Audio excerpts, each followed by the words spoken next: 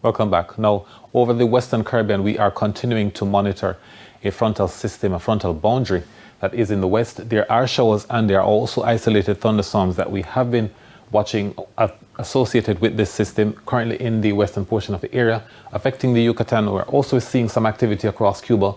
The motion with this system is forecast to begin in the afternoon tomorrow, so we should be seeing frontal boundary move into the open waters of the Western Caribbean. It's quite likely that we see this system become stationary again sometime in the afternoon on Sunday. Over the open waters, isolated low clouds, no significant weather activity.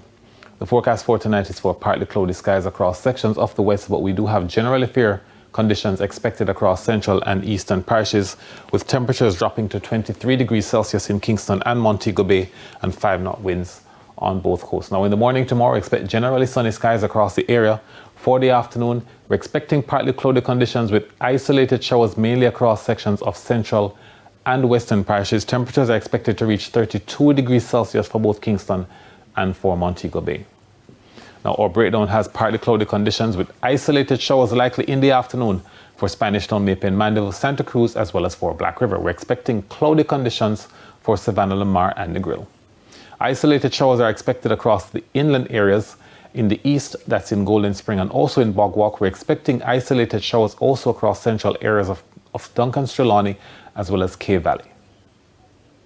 Now, the next few days, isolated showers and thunderstorms in the afternoons, both Sunday and Monday, with scattered showers and thunderstorms, slightly likely to have an increase in activity as a result of the frontal boundary.